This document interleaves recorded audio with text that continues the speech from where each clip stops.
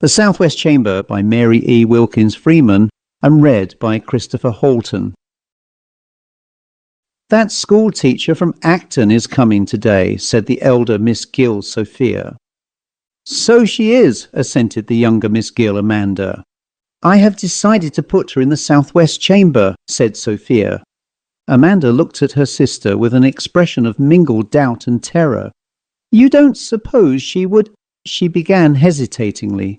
"Would what?" demanded Sophia sharply. She was more incisive than her sister. Both were below the medium height and stout, but Sophia was firm where Amanda was flabby. Amanda wore a baggy old muslin. It was a hot day, and Sophia was uncompromisingly hooked up in a starched and bone cambric over her high shelving figure. "I didn't know, but she would object to sleeping in that room as long as Aunt Harriet died there such a little time ago," faltered Amanda. "Well," said Sophia, "of all the silly notions, if you are going to pick out rooms in this house where nobody has died, for the boarders, you'll have your hands full. Grandfather Ackley had 7 children. 4 of them died here to my certain knowledge, besides grandfather and grandmother. I think great-grandmother Ackley, grandfather's mother, died here too, she must have. And great-grandfather Ackley and grandfather's unmarried sister, great-aunt Fanny Ackley. I don't believe there's a room nor a bed in this house that somebody hasn't passed away in." "Well, I suppose I'm silly to think of it, and she had better go in there," said Amanda.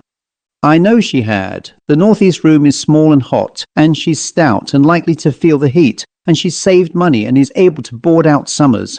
And maybe she'll come here another year if she's well accommodated," said Sophia. "Now I guess you'd better go in there and see if any dust has settled on anything since it was cleaned, and open the west windows and let the sun in while I see to that cake."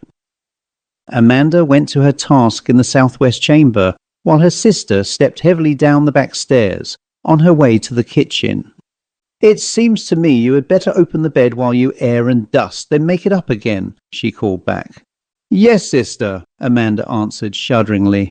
Nobody knew how this elderly woman with the untrammelled imagination of a child dreaded to enter the SouthWest Chamber, and yet she could not have told why. She had the dread she had entered and occupied rooms which had been once tenanted by persons now dead. The room which had been hers in the little house in which she and her sister had lived before coming here had been her dead mother's. She had never reflected upon the fact with anything but loving awe and reverence. There had never been any fear. But this was different. She entered and her heart beat thickly in her ears. Her hands were cold. The room was a very large one. The 4 windows, 2 facing south, 2 west, were closed. The blinds also. The room was in a film of green gloom. The furniture loomed out vaguely. The gilt frame of a blurred old engraving on the wall caught a little light. The white counterpane on the bed showed like a blank page. Amanda crossed the room, opened with a straining motion of her thin back and shoulders one of the west windows, and threw back the blind. Then the room revealed itself an apartment full of an aged and worn but no less valid state. Pieces of old mahogany swelled forth. A peacock-patterned chintz draped the bedstead. This chintz also covered a great easy-chair which had been the favourite seat of the former occupant of the room. The closet door stood ajar. Amanda noticed that with wonder. There was a glimpse of purple drapery floating from a peg inside the closet. Amanda went across and took down the garment hanging there. She wondered how her sister had happened to leave it when she cleaned the room. It was an old loose gown which had belonged to her aunt. She took it down shuddering and closed the closet door after a fearful glance into its dark depths. It was a long closet with a strong odour of lovage. The Aunt Harriet had had a habit of eating lovage and had carried it constantly in her pocket. There was very likely some of the pleasant root in the pocket of the musty purple gown, which Amanda threw over the easy chair. Amanda perceived the odour with a start, as if before an actual presence. Odour seems in a sense a vital part of her personality. It can survive the flesh to which it has clung like a persistent shadow, seeming to have in itself something of the substance of that to which it pertained. Amanda was always conscious of this fragrance of lovage as she tidied the room. She dusted the heavy mahogany pieces punctiliously after she had opened the bed as her sister had directed.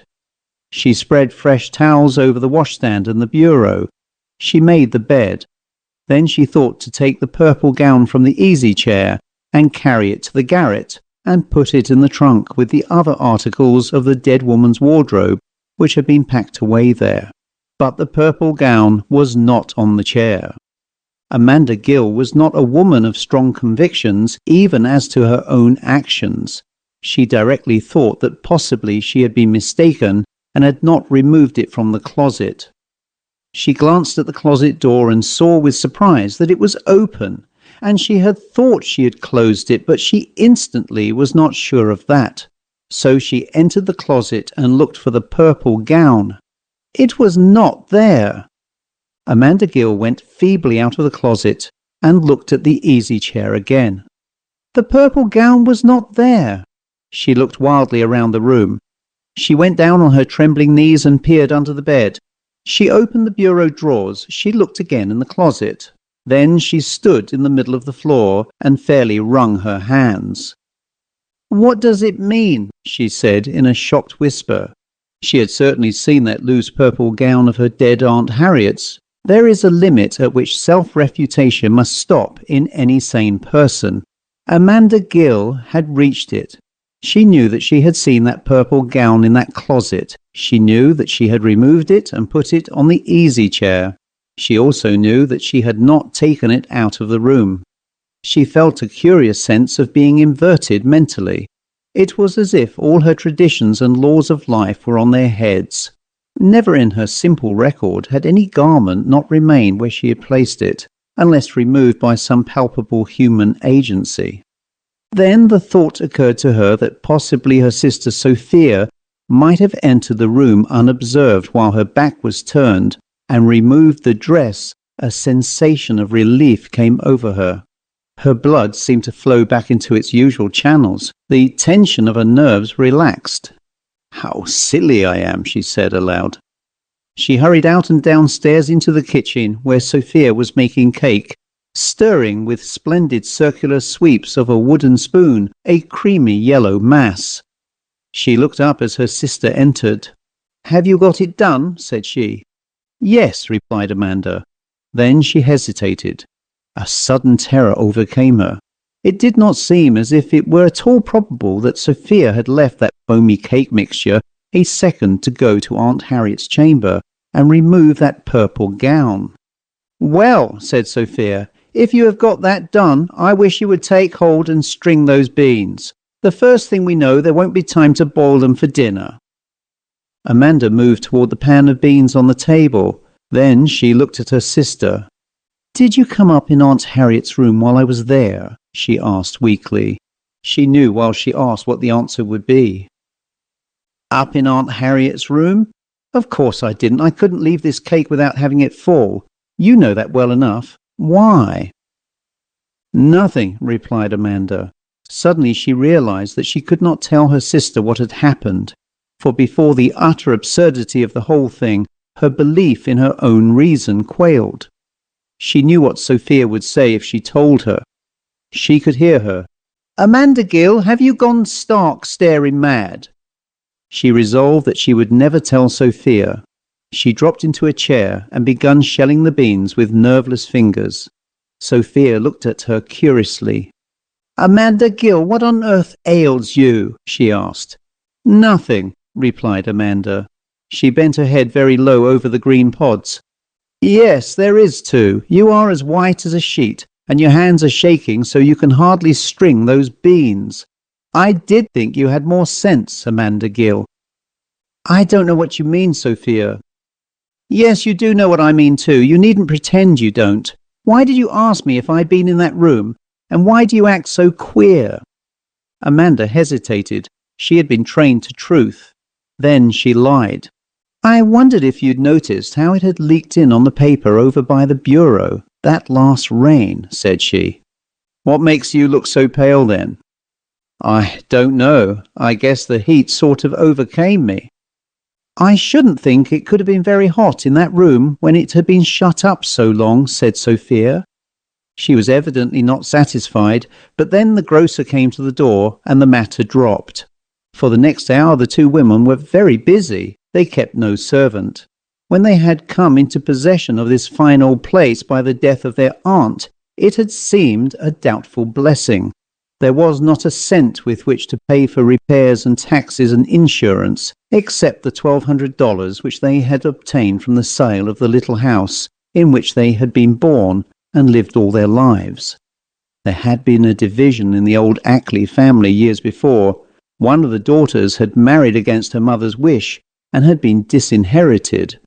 She had married a poor man by the name of Gill and shared his humble lot in sight of her former home and her sister and mother living in prosperity until she had borne 3 daughters. Then she died, worn out with overwork and worry. The mother and the elder sister had been pitiless to the last. Neither had ever spoken to her since she left her home the night of her marriage. They were hard women. The 3 daughters of the disinherited sister had lived quiet and poor, but not actually needy lives. Jane, the middle daughter, had married and died in less than a year. Amanda and Sophia had taken the girl baby she left when the father married again. Sophia had taught a primary school for many years. She had saved enough to buy the little house in which they lived. Amanda had crocheted lace and embroidered flannel, and made tidies and pincushions, and had earned enough for her clothes and the child's, little Flora Scott. Their father, William Gill, had died before they were 30, and now in their late middle life had come the death of the aunt to whom they had never spoken, although they had often seen her, who had lived in solitary state in the old Ackley mansion until she was more than 80. There had been no will, and they were the only heirs with the exception of young Flora Scott, the daughter of the dead sister. Sophia and Amanda thought directly of Flora when they knew of the inheritance. "It will be a splendid thing for her. She will have enough to live on when we are gone," Sophia said. She had promptly decided what was to be done.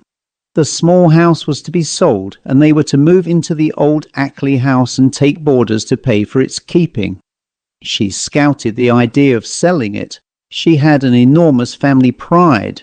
She had always held her head high when she had walked past that fine old mansion, the cradle of her race, which she was forbidden to enter.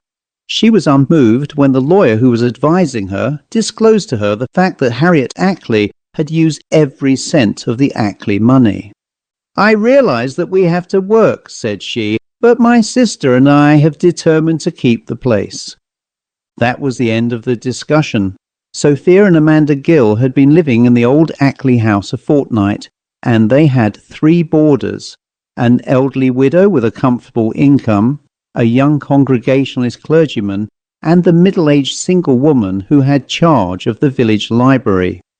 Now the school teacher from Acton, Miss Louisa Stark, was expected for the summer and would make 4. Sophia considered that they were comfortably provided for. Her wants and her sister's were very few, and even the niece, although a young girl, had small expenses, since her wardrobe was supplied for years to come from that of the deceased aunt.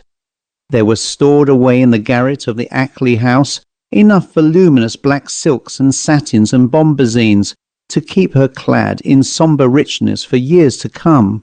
Flora was a very gentle girl, with large, serious blue eyes, a seldom smiling pretty mouth, and smooth flaxen hair. She was delicate and very young, 16 on her next birthday. She came home soon now with her parcels of sugar and tea from the grocer's. She entered the kitchen gravely and deposited them on the table by which her Aunt Amanda was seated. Stringing beans, Flora wore an obsolete turban-shaped hat of black straw which had belonged to the dead aunt. It set high like a crown, revealing her forehead.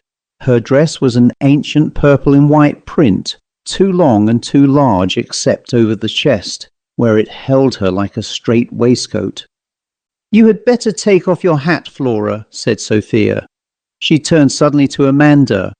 "Did you fill the water pitcher in that chamber for the school teacher?" she asked severely. She was quite sure that Amanda had not filled the water pitcher. Amanda blushed and started guiltily. "I declare I don't believe I did," said she. "I didn't think you had," said her sister with sarcastic emphasis. "Flora, you go up to the room that was your great Aunt Harriet's and take the water pitcher off the washstand and fill it with water. Be real careful and don't break the pitcher and don't spill the water." "In that chamber?" asked Flora. She spoke very quietly, but her face changed a little. "Yes, in that chamber," returned her Aunt Sophia sharply. "Go right along." Flora went, and her light footstep was heard on the stairs. Very soon she returned with the blue and white water pitcher and filled it carefully at the kitchen sink. "Now be careful and not spill it," said Sophia, as she went out of the room carrying it gingerly. Amanda gave a timidly curious glance at her. She wondered if she had seen the purple gown. Then she started, for the village stagecoach was seen driving around to the front of the house. The house stood on a corner. "Here, Amanda, you look better than I do. You go and meet her," said Sophia. "I'll just put the cake in the pan and get it in the oven and I'll come. Show her right up to her room." Amanda removed her apron hastily and obeyed. Sophia hurried with her cake, pouring it into the baking tins. She had just put it in the oven when the door opened and Flora entered, carrying the blue water pitcher. "What are you bringing down that pitcher again for?" asked Sophia. "She wants some water and Aunt Amanda sent me," replied Flora. Her pretty pale face had a bewildered expression. "For the land's sake, she hasn't used all that great pitcher full of water so quick." "There wasn't any water in it," replied Flora. Her high, childish forehead was contracted slightly with a puzzled frown as she looked at her aunt. "Wasn't any water in it?" "No, ma'am." "Didn't I see you filling the pitcher with water not 10 minutes ago, I want to know?" "Yes, ma'am. What did you do with that water?" "Nothing." "Did you carry that pitcher full of water up to that room and set it on the washstand?" "Yes, ma'am." "Didn't you spill it?" "No, ma'am." "Now, Flora Scott, I want the truth. Did you fill that pitcher with water and carry it up there? And wasn't there any there when she came to use it?" "Yes, ma'am." "Let me see that pitcher." Sophia examined the pitcher. It was not only perfectly dry from top to bottom, but even a little dusty. She turned severely on the young girl. "That shows," said she, "you did not fill the pitcher at all. You let the water run at the side because you didn't want to carry it upstairs. I'm ashamed of you. It's bad enough to be so lazy, but when it comes to not telling the truth..." The young girl's face broke up suddenly into piteous confusion, and her blue eyes became filmy with tears. "I did fill the pitcher, honest," she faltered. "I did, Aunt Sophia. You ask Aunt Amanda." "I'll ask nobody. This pitcher is proof enough. Water don't go off and leave the pitcher dusty on the inside if it was put in 10 minutes ago. Now you fill that pitcher full quick, and you carry it upstairs, and if you spill a drop, there'll be something besides talk." Flora filled the pitcher, with the tears falling over her cheeks. She snivelled softly as she went out, balancing it carefully against her slender hip. Sophia followed her. "Stop crying," said she sharply. "You ought to be ashamed of yourself. What do you suppose Miss Louisa Stark will think? No water in a pitcher in the first place, and then you come back crying, as if you didn't want to get it." In spite of herself, Sophia's voice was soothing. She was very fond of the girl. She followed her up the stairs to the chamber where Miss Louisa Stark was waiting for the water to remove the soil of travel. She had removed her bonnet, and its tuft of red geraniums lightened the obscurity of the mahogany dresser. She had placed her little beaded cape carefully on the bed. She was replying to a tremulous remark of Amanda's, who was nearly fainting from the new mystery of the water pitcher, that it was warm, and she suffered a good deal in warm weather. Louisa Stark was stout and solidly built. She was much larger than either of the Gill sisters. She was a masterly woman inured to command from years of school teaching. She carried her swelling bulk with majesty, Even her face, moist and red with the heat, lost nothing of its dignity of expression. She was standing in the middle of the floor with an air which gave the effect of her standing upon an elevation. She turned when Sophia and Flora, carrying the water pitcher, entered. "This is my sister Sophia," said Amanda tremulously. Sophia advanced, shook hands with Miss Louisa Stark, and bade her welcome, and hoped she would like her room. Then she moved toward the closet. "There is a nice large closet in this room, the best closet in the house. You might have your trunk," she said. Then she stopped short. The closet door was ajar, and a purple garment seemed suddenly to swing into view, as if impelled by some wind. "Why, here is something left in this closet," Sophia said in a mortified tone. "I thought all those things had been taken away."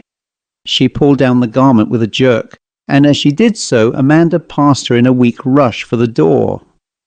"I am afraid your sister is not well," said the school teacher from Acton. "She looked very pale when you took that dress down. I noticed it at once. Hadn't you better go and see what the matter is? She may be going to faint." "She is not subject to fainting spells," replied Sophia. But she followed Amanda. She found her in the room which they occupied together, lying on the bed, very pale and gasping. She leaned over her. "Amanda, what is the matter? Don't you feel well?" she asked. "I feel a little faint." Sophia got a camphor bottle and began rubbing her sister's forehead. "Do you feel better?" she said. Amanda nodded. "I guess it was that green apple pie you ate this noon," said Sophia. "I declare, what did I do with that dress of Aunt Harriet's?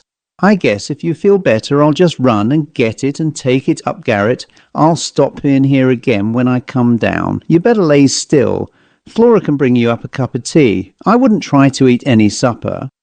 Sophia's tone as she left the room was full of loving concern. Presently she returned. She looked disturbed, but angrily so. There was not the slightest hint of any fear in her expression. "I want to know," said she, looking sharply and quickly around, "if I brought that purple dress in here after all." "I didn't see you," replied Amanda. "I must have. It isn't in that chamber, nor the closet. You aren't lying on it, are you?" "I lay down before you came in," replied Amanda. "So you did. Well, I'll go and look again." Presently Amanda heard her sister's heavy step on the garret stairs. Then she returned with a queer defiant expression on her face. "I carried it up garret after all and put it in the trunk," said she. "I declare I forgot it. I suppose your being faint sort of put it out of my head. There it was, folded up just as nice, right where I put it." Sophia's mouth was set. Her eyes upon her sister's scared, agitated face were full of hard challenge. "Yes," murmured Amanda. "I must go right down and see to that cake," said Sophia, going out of the room.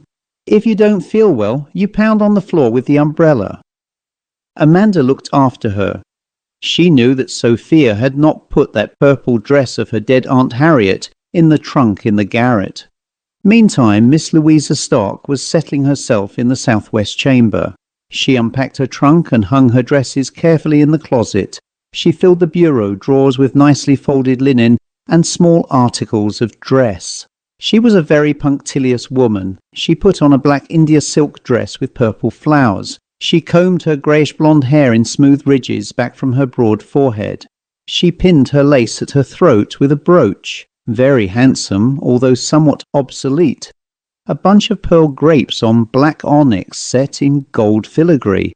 She had purchased it several years ago with a considerable portion of the stipend from her spring term of school teaching. As she surveyed herself in the little swing mirror surmounting the old-fashioned mahogany bureau, she suddenly bent forward and looked closely at the brooch. It seemed to her that something was wrong with it. As she looked, she became sure. Instead of the familiar bunch of pearl grapes on the black onyx, she saw a knot of blonde and black hair under glass, surrounded by a border of twisted gold. She felt a thrill of horror, though she could not tell why. She unpinned the brooch, and it was her own familiar one, the pearl grapes and the onyx, How very foolish I am, she thought. She thrust the pin in the laces at her throat and again looked at herself in the glass, and there it was again, the knot of blonde and black hair and the twisted gold. Louisa Stark looked at her own large firm face above the brooch, and it was full of terror and dismay which were new to it.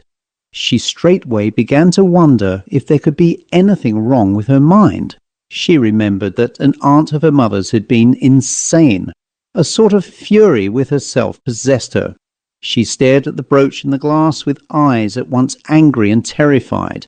Then she removed it again, and there was her own old brooch. Finally she thrust the gold pin through the lace again, fastened it, and turning a defiant back on the glass, went down to supper.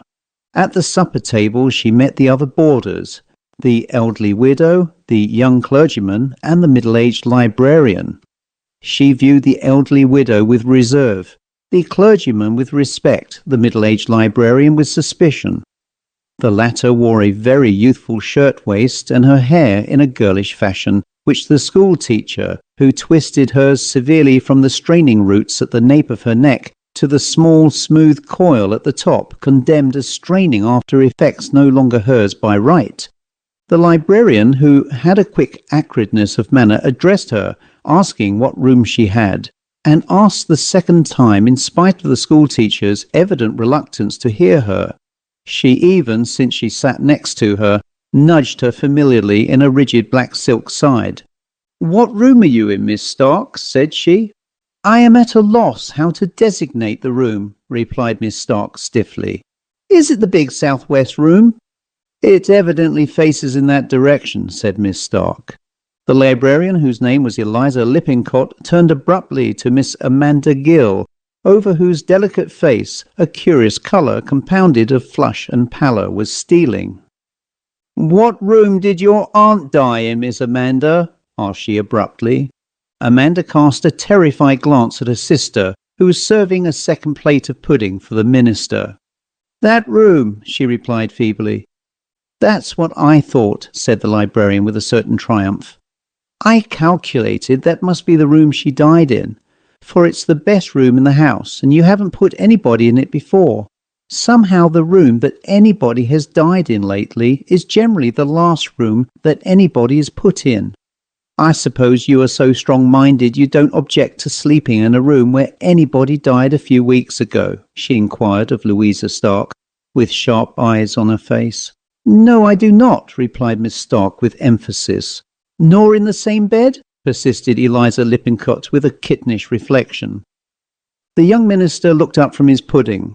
He was very spiritual, but he had had poor pickings in his previous boarding place, and he could not help a certain abstract enjoyment over Miss Gill's cooking. "You would certainly not be afraid, Miss Lippincott," he remarked with his gentle, almost caressing inflection of tone. "You do not for a minute believe that a higher power would allow any manifestation on the part of a disembodied spirit, who we trust is in a heavenly home, to harm one of his servants." "Oh, Mr. Dunn, of course not," replied Eliza Lippincott with a blush. "Of course not. I never meant to imply I could not believe you did," said the minister gently. He was very young, but he already had a wrinkle of permanent anxiety between his eyes, and a smile of permanent ingratiation on his lips. The lines of the smile were as deeply marked as the wrinkle. "Of course, dear Miss Harriet Gill was a professing Christian," remarked the widow, "and I don't suppose a professing Christian would come back and scare folks if she could. I wouldn't be a mite afraid to sleep in that room. I'd rather have it than the one I have got. If I was afraid to sleep in a room where a good woman died, I wouldn't tell of it. If I saw things or heard things, I'd think the fault must be with my own guilty conscience." Then she turned to Miss Stark. "Any time you feel timid in that room, I'm ready and willing to change with you," said she. "Thank you, I have no desire to change. I am perfectly satisfied with my room," replied Miss Stark with freezing dignity, which was thrown away upon the widow. "Well," said she, "any time if you should feel timid, you know what to do. I've got a real nice room. It faces east and gets the morning sun, but it isn't so nice as yours. According to my way of thinking, I'd rather take my chances any day in a room anybody had died in than in one that was hot in summer. I'm more afraid of a sunstroke than of spooks, for my part." Miss Sophia Gill, who had not spoken one word, but whose mouth had become more and more rigidly compressed, suddenly rose from the table, forcing the minister to leave a little pudding, at which he glanced regretfully. Miss Louisa Stark did not sit down in the parlour with the other boarders. She went straight to her room. She felt tired after her journey and meditated a loose wrapper, and writing a few letters quietly before she went to bed. Then, too, she was conscious of a feeling that if she delayed, the going there at all might assume more terrifying proportions.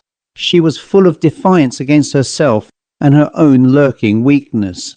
So she went resolutely and entered the SouthWest chamber. There was through the room a soft twilight. She could dimly discern everything, the white satin scrollwork on the wallpaper and the white counterpane on the bed being most evident.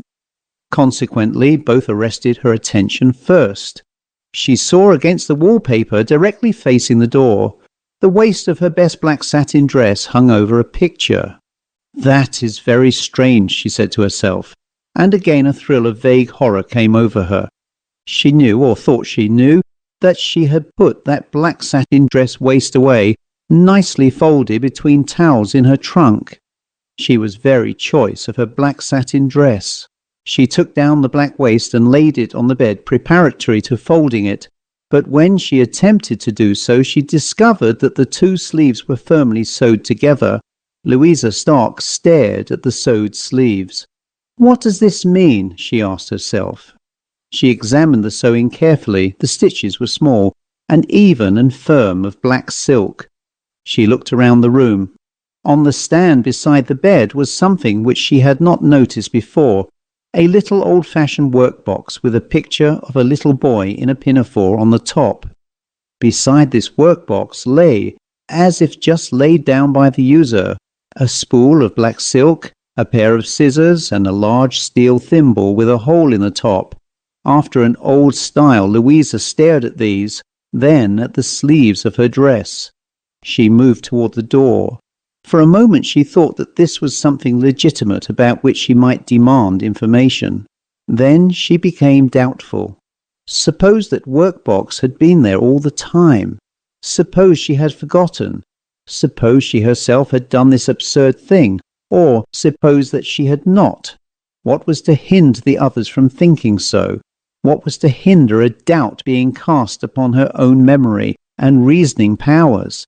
Louisa Stark had been on the verge of a nervous breakdown, in spite of her iron constitution and her great willpower. No woman can teach school for 40 years with absolute impunity. She was more credulous as to her own possible failings than she had ever been in her whole life. She was cold with horror and terror, and yet not so much horror and terror of the supernatural as of her own self. The weakness of belief in the supernatural was nearly impossible for this strong nature. She could more easily believe in her own failing powers. "I don't know, but I'm going to be like Aunt Marcia," she said to herself, and her fat face took on a long rigidity of fear. She started toward the mirror to unfasten her dress. Then she remembered the strange circumstance of the brooch and stopped short. Then she straightened herself defiantly and marched up to the bureau and looked in the glass.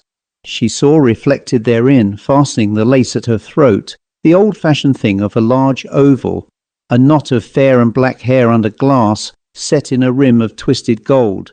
She unfastened it with trembling fingers and looked at it. It was her own brooch, the cluster of pearl grapes on black onyx. Louisa Stark placed the trinket in its little box on the nest of pink cotton and put it away in the bureau drawer. Only death could disturb her habit of order. Her fingers were so cold they felt fairly numb as she unfastened her dress. She staggered when she slipped it over her head.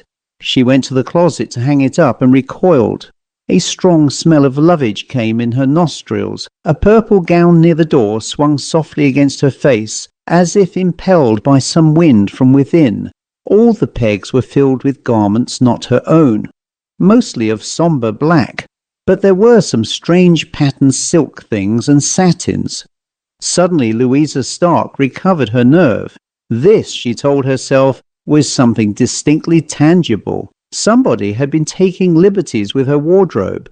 Somebody had been hanging someone else's clothes in her closet. She hastily slipped on her dress again and marched straight down to the parlour. The people were seated there. The widow and the minister were playing backgammon.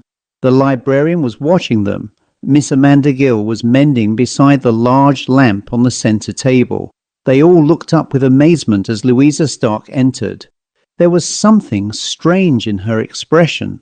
She noticed none of them except Amanda. "Where is your sister?" she asked peremptorily of her. "She's in the kitchen mixing up bread," Amanda quavered. "Is there anything?" But the schoolteacher was gone. She found Sophia Gill standing by the kitchen table kneading dough with dignity. The young girl Flora was bringing some flour from the pantry. She stopped and stared at Miss Stark, and her pretty, delicate young face took on an expression of alarm. Miss Stark opened at once upon the subject in her mind. "Miss Gill," said she with her utmost schoolteacher manner, "I wish to inquire why you have had my own clothes removed from the closet in my room and others substituted." Sophia Gill stood with her hands fast in the dough, regarding her. Her own face paled slowly and reluctantly. Her mouth stiffened. "What? I don't quite understand what you mean, Miss Stark," said she. "My clothes are not in the closet in my room, and it is full of things which do not belong to me," said Louisa Stark. "Bring me that flour," said Sophia sharply to the young girl, who obeyed, casting timid, startled glances at Miss Stark as she passed her. Sophia Gill began rubbing her hands clear of the dough. "I'm sure I know nothing about it," she said with a certain tempered asperity. "Do you know anything about it, Flora?" "Oh, no, I don't know anything about it, Aunt Sophia," answered the young girl, fluttering. Then Sophia turned to Miss Stark. "I'll go upstairs with you, Miss Stark," said she, "and see what the trouble is. There must be some mistake." She spoke stiffly with constrained civility. "Very well," said Miss Stark with dignity. Then she and Miss Sophia went upstairs. Flora stood staring after them. Sophia and Louisa Stark went up to the southwest chamber. The closet door was shut. Sophia threw it open, then she looked at Miss Stark. On the pegs hung the schoolteacher's own garments in ordinary array. "I can't see that there is anything wrong," remarked Sophia grimly. Miss Stark strove to speak, but she could not. She sank down on the nearest chair. She did not even attempt to defend herself. She saw her own clothes in the closet. She knew there had been no time for any human being to remove those which she thought she had seen and put hers in their places. She knew it was impossible. Again the awful horror of herself overwhelmed her. "You must have been mistaken," she heard Sophia say. She muttered something, she scarcely knew what. Sophia then went out of the room. Presently she undressed and went to bed. In the morning she did not go down to breakfast, and when Sophia came to inquire, requested that the stage be ordered for the noon train. She said that she was sorry, but was ill, and feared lest she might be worse, and she felt that she must return home at once. She looked ill, and could not take even the toast and tea which Sophia had prepared for her. Sophia felt a certain pity for her, but it was largely mixed with indignation. She felt that she knew the true reason for the schoolteacher's illness and sudden departure, and it incensed her. "If folks are going to act like fools, we shall never be able to keep this house," she said to Amanda after Miss Stark had gone. And Amanda knew what she meant. Directly the widow, Mrs. Elvira Simmons, knew that the schoolteacher had gone, and the southwest room was vacant, she begged to have it in exchange for her own. Sophia hesitated a moment. She eyed the widow sharply. There was something about the large roseate face, worn in firm lines of humour and decision, which reassured her. "I have no objection, Mrs. Simmons," said she, "if—" "If what?" asked the widow. If you have common sense enough not to keep fussing because the room happens to be the one my aunt died in, said Sophia bluntly. Fiddlesticks, said the widow, Mrs. Elvira Simmons. That very afternoon she moved into the SouthWest chamber. The young girl Flora assisted her, though much against her will. Now I want you to carry Mrs. Simmons's dresses into the closet in that room and hang them up nicely, and see that she has everything she wants, said Sophia Gill. And you can change the bed and put on fresh sheets. What are you looking at me that way for? Oh, Aunt Sophia, can't I do something else? What do you want to do something else for? I am afraid. Afraid of what? I should think you'd hang your head. No, you go right in there and do what I tell you. Pretty soon Flora came running into the sitting room where Sophia was as pale as death, and in her hand she held a queer old-fashioned frilled nightcap. What's that? Demanded Sophia. I found it under the pillow. What pillow? In the SouthWest room. Sophia took it and looked at it sternly. It's great Aunt Harriet's, said Flora faintly. You run down street and do that errand at the grocer's for me, and I'll see that room, said Sophia with dignity. She carried the nightcap away and put it in the trunk in the garret, where she had supposed it stored with the rest of the dead woman's belongings. Then she went into the SouthWest chamber and made the bed, and assisted Mrs. Simmons to move, and there was no further incident. The widow was openly triumphant over her new room. She talked a deal about it at the dinner table. It is the best room in the house, and I expect you all to be envious of me, said she. And you are sure you don't feel afraid of ghosts? Said the librarian. Ghosts! Repeated the widow with scorn. If a ghost comes, I'll send her over to you. You are just across the hall from the SouthWest room. You needn't, returned Eliza Lippincott with a shudder. I wouldn't sleep in that room after... She checked herself with an eye on the minister. After what? Asked the widow. Nothing, replied Eliza Lippincott in an embarrassed fashion. I trust Miss Lippincott has too good sense and too great faith to believe in anything of that sort, said the minister. I trust so too, replied Eliza hurriedly. You did see or hear something. Now what was it, I want to know, said the widow that evening, when they were alone in the parlour. The minister had gone to make a call. Eliza hesitated. What was it? Insisted the widow. Well, said Eliza hesitatingly, if you'll promise not to tell. Yes, I promise. What was it? Well, one day last week, just before the schoolteacher came, I went in that room to see if there were any clouds. I wanted to wear my grey dress, and I was afraid it was going to rain, so I wanted to look at the sky at all points, so I went in there And what? Well, you know that chintz over the bed, and the valance, and the easy chair? What pattern should you say it was? Why, peacocks on a blue ground. Good land, I shouldn't think anyone who had ever seen that would forget it. Peacocks on a blue ground, you are sure? Of course I am. Why? Only when I went in there that afternoon, it was not peacocks on a blue ground.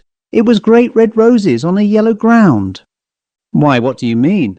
What I say. Did Miss Sophia have it changed? No, I went in there again an hour later and the peacocks were there. You didn't see straight the first time. I expected you would say that. The peacocks are there now. I saw them just now. Yes, I suppose so. I suppose they flew back. But they couldn't. Looks as if they did. Why, how could such a thing be? It couldn't be. Well, all I know is those peacocks were gone for an hour that afternoon, and the red roses on the yellow ground were there instead. The widow stared at her a moment. Then she began to laugh rather hysterically. Well, said she, I guess I shan't give up my nice room for any such tomfoolery as that. I guess I would just as soon have red roses on a yellow ground as peacocks on a blue. But there's no use talking. You couldn't have seen straight. How could such a thing have happened? I don't know, said Eliza Lippincott, but I know I wouldn't sleep in that room if you'd give me $1,000. Well, I would, said the widow, and I'm going to. When Mrs. Simmons went to the SouthWest chamber that night, she cast a glance at the bed hanging and the easy chair. There were the peacocks on the blue ground. She gave a contemptuous thought to Eliza Lippincott. I don't believe but she's getting nervous, she thought. I wonder if any of her family have been out at all. But just before Mrs. Simmons was ready to get into bed, she looked again at the hangings and the easy chair, and there were the red roses on the yellow ground, instead of the peacocks on the blue. She looked long and sharply, then she shut her eyes and then opened them and looked. She still saw the red roses, then she crossed the room, turned her back to the bed, and looked out at the night from the south window. It was clear, and the full moon was shining. She watched it a moment sailing over the dark blue in its nimbus of gold. Then she looked around at the bed hangings. She still saw the red roses on the yellow ground. Mrs. Simmons was struck in a most vulnerable point. This apparent contradiction of the reasonable, as manifested in such a commonplace thing as chintz of a bed hanging, affected this ordinarily unimaginative woman as no ghostly appearance could have done. Those red roses on the yellow ground were to her much more ghostly than any strange figure clad in the white robes of the grave entering the room. She took a step toward the door, then she turned with a resolute air. As for going downstairs and owning up I'm scared and having that Lippincott girl crowing over me, I won't for any red roses instead of peacocks. I guess they can't hurt me. And as long as we've both of us seen 'em, I guess we can't both be getting loony, she said. Mrs. Elvira Simmons blew out her light and got into bed and lay staring out between the chintz hangings at the moonlit room. She said her prayers in bed always as being more comfortable, and presumably just as acceptable in the case of a faithful servant with a stout habit of body. Then after a little she fell asleep. She was of too practical a nature to be kept long awake by anything which had no power of actual bodily effect upon her. No stress of the spirit had ever disturbed her slumbers, so she slumbered between the red roses or the peacocks, she did not know which. But she was awakened about midnight by a strange sensation in her throat. She had dreamed that someone with long white fingers was strangling her, and she saw bending over her the face of an old woman in a white cap. When she waked there was no old woman. The room was almost as light as day in the full moonlight, and looked very peaceful. But the strangling sensation at her throat continued, and besides that her face and ears felt muffled. She put up her hand and felt that her head was covered with a ruffled nightcap tied under her chin so tightly that it was exceedingly uncomfortable. A great qualm of horror shot over her. She tore the thing off frantically and flung it from her with a convulsive effort, as if it had been a spider. She gave, as she did so, a quick, short scream of terror. She sprang out of bed and was going toward the door when she stopped. It had suddenly occurred to her that Eliza Lippincott might have entered the room and tied on the cap while she was asleep. She had not locked her door. She looked in the closet, under the bed. There was no one there. Then she tried to open the door, but to her astonishment found that it was locked, bolted on the inside. I must have locked it after all, she reflected with wonder, for she never locked her door. Then she could scarcely conceal from herself that there was something out of the usual about it all. Certainly no one could have entered the room and departed locking the door on the inside. She could not control the long shiver of horror that crept over her, but she was still resolute. She resolved that she would throw the cap out of the window. I'll see if I have tricks like that played on me. I don't care who does it, said she quite aloud. She was still unable to believe wholly in the supernatural. The idea of some human agency was still in her mind, filling her with anger. She went toward the spot where she had thrown the cap. She had stepped over it on her way to the door, but it was not there. She searched the whole room, lighting a lamp, but she could not find the cap.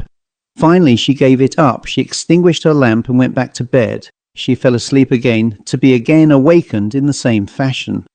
That time she tore off the cap as before, but she did not fling it on the floor as before. Instead she held to it with a fierce grip. Her blood was up. Holding fast to the white flimsy thing, she sprang out of bed, ran to the window which was open, slipped the screen, and flung it out. But a sudden gust of wind, though the night was calm, arose and it floated back in her face. She brushed it aside like a cobweb and she clutched at it. She was actually furious. It eluded her clutching fingers. Then she did not see it at all. She examined the floor, she lighted her lamp again and searched, but there was no sign of it. Mrs. Simmons was then in such a rage that all terror had disappeared for the time. She did not know with what she was angry, but she had a sense of some mocking presence which was silently proving too strong against her weakness, and she was aroused to the utmost power of resistance. To be baffled like this and resisted by something which was as nothing to her straining senses filled her with intensest resentment. Finally she got back into bed again. She did not go to sleep. She felt strangely drowsy, but she fought against it. She was wide awake, staring at the moonlight, when she suddenly felt the soft white strings of the thing tighten around her throat, and realized that her enemy was again upon her. She seized the strings, untied them, twitched off the cap, ran with it to the table where her scissors lay, and furiously cut it into small bits.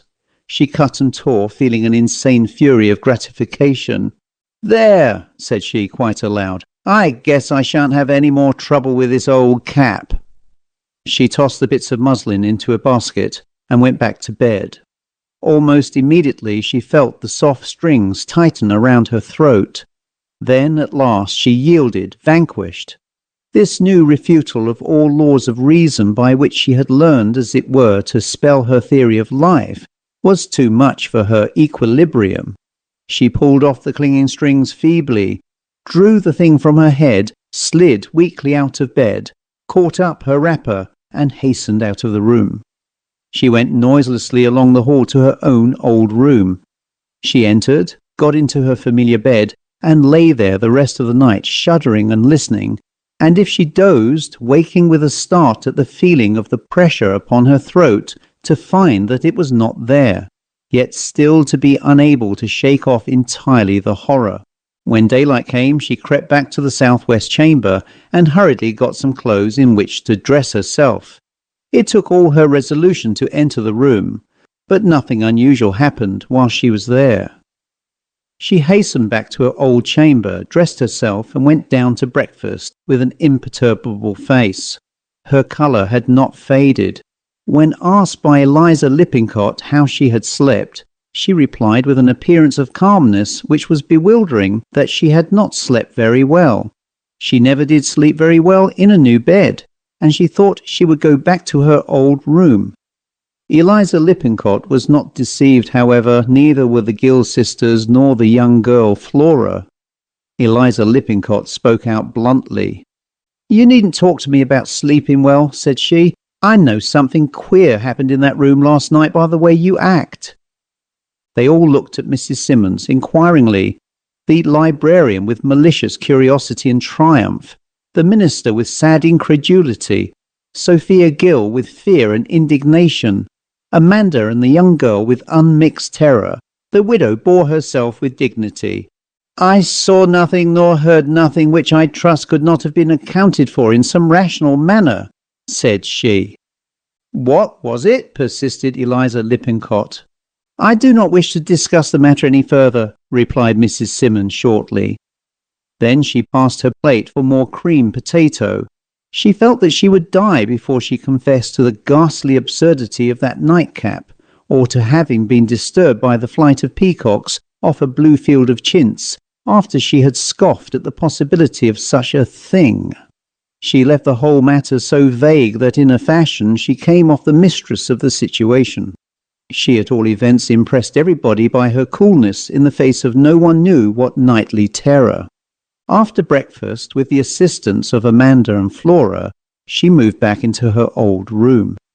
Scarcely a word was spoken during the process of moving, but they all worked with trembling haste and looked guilty when they met one another's eyes, as if conscious of betraying a common fear. That afternoon the young minister, John Dunn, went to Sophia Gill and requested permission to occupy the southwest chamber that night. "I don't ask to have my effects moved there," said he, "for I could scarcely afford a room so much superior to the one I now occupy. But I would like, if you please, to sleep there tonight for the purpose of refuting in my own person any unfortunate superstition which may have obtained root here." Sophia Gill thanked the minister gratefully and eagerly accepted his offer. "How anybody with common sense can believe for a minute in any such nonsense passes my comprehension," said she. "It certainly passes mine how anybody with Christian faith can believe in ghosts," said the minister gently, and Sophia Gill felt a certain feminine contentment in hearing him. The minister was a child to her. She regarded him with no tincture of sentiment, and yet she loved to hear two other women covertly condemned by him, and she herself thereby exalted. That night about 12 o'clock the Reverend John Donne essayed to go to his nightly slumber in the southwest chamber. He had been sitting up until that hour preparing his sermon. He traversed the hall with a little night lamp in his hand, opened the door of the southwest chamber, and essayed to enter. He might as well have essayed to enter the solid side of a house. He could not believe his senses. The door was certainly open. He could look into the room full of soft lights and shadows under the moonlight which streamed into the windows. He could see the bed in which he had expected to pass the night, but he could not enter. Whenever he strove to do so, he had a curious sensation, as if he were trying to press against an invisible person who met him with a force of opposition impossible to overcome. The minister was not an athletic man, yet he had considerable strength. He squared his elbows, set his mouth hard, and strove to push his way through into the room. The opposition which he met was as sternly and mutely terrible as the rocky fastness of a mountain in his way.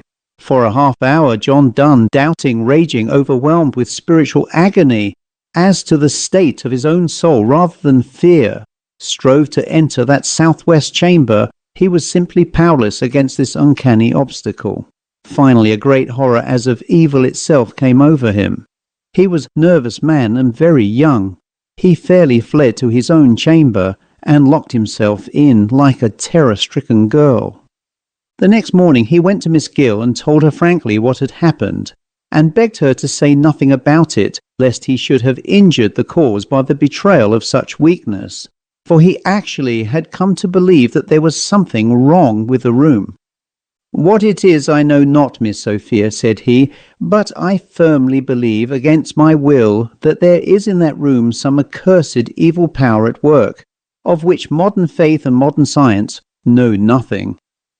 Miss Sophia Gill listened with grimly lowering face. She had an inborn respect for the clergy, but she was bound to hold that southwest chamber in the dearly beloved old house of her fathers, free of blame. "I think I will sleep in that room myself tonight," she said, when the minister had finished. He looked at her in doubt and dismay. "I have great admiration for your faith and courage, Miss Sophia," he said, "but are you wise?" "I am fully resolved to sleep in that room tonight," said she conclusively. There were occasions when Miss Sophia Gill could put on a manner of majesty, and she did now. It was 10 o'clock that night when Sophia Gill entered the southwest chamber. She had told her sister what she intended doing, and had been proof against her tearful entreaties. Amanda was charged not to tell the young girl Flora. "There is no use in frightening that child over nothing," said Sophia. Sophia, when she entered the southwest chamber, set the lamp which she carried on the bureau, and began moving about the rooms, pulling down the curtains, taking off the nice white counterpane of the bed, and preparing generally for the night. As she did so, moving with great coolness and deliberation, she became conscious that she was thinking some thoughts that were foreign to her. She began remembering what she could not have remembered, since she was not then born.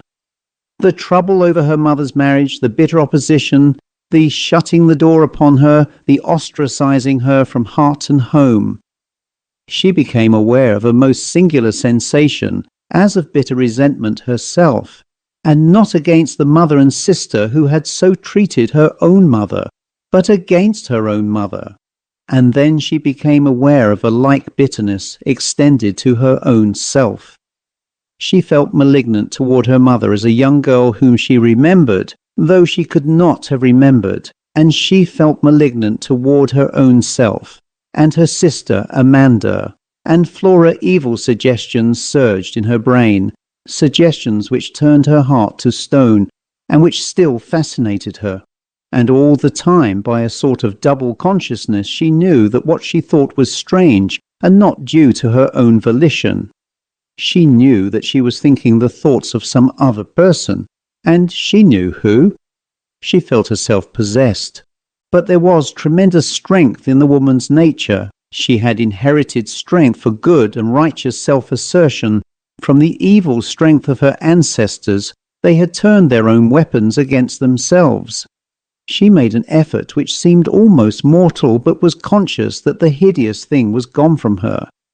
She thought her own thoughts. Then she scouted to herself the idea of anything supernatural about the terrific experience. "I am imagining everything," she told herself. She went on with her preparations. She went to the bureau to take down her hair. She looked in the glass and saw, instead of her softly parted waves of hair, harsh lines of iron grey under the black borders of an old-fashioned headdress. She saw, instead of her smooth, broad forehead, a high one wrinkled with the intensest concentration of selfish reflections of a long life. She saw, instead of her steady blue eyes, black ones with depths of malignant reserve, behind a broad meaning of ill will. She saw, instead of her firm, benevolent mouth, one with a hard, thin line, a network of melancholic wrinkles. She saw, instead of her own face, middle-aged and good to see, the expression of a life of honesty and goodwill to others and patience under trials. The face of a very old woman scowling forever with unceasing hatred and misery at herself and all others, at life and death, at that which had been and that which was to come. She saw, instead of her own face in the glass, the face of her dead Aunt Harriet, topping her own shoulders in her own well-known dress. Sophia Gill left the room. She went into the one which she shared with her sister Amanda. Amanda looked up and saw her standing there. She had set the lamp on a table, and she stood holding a handkerchief over her face. Amanda looked at her with terror. "What is it? What is it, Sophia?" she gasped. Sophia still stood with the handkerchief pressed to her face. "Oh, Sophia, let me call somebody. Is your face hurt?" "Sophia, what is the matter with your face?" fairly shrieked Amanda. Suddenly Sophia took the handkerchief from her face. "Look at me, Amanda Gill," she said in an awful voice. Amanda looked shrinking. "What is it? Oh, what is it? You don't look hurt. What is it, Sophia?" "What do you see?" "Why, I see you." "Me?" "Yes, you. What did you think I would see?" Sophia Gill looked at her sister. "Never as long as I live will I tell you what I thought you would see, and you must never ask me," said she. "Well, I never will, Sophia," replied Amanda, half weeping with terror. "You won't try to sleep in that room again, Sophia?" "No," said Sophia, "and I am going to sell this house." The end.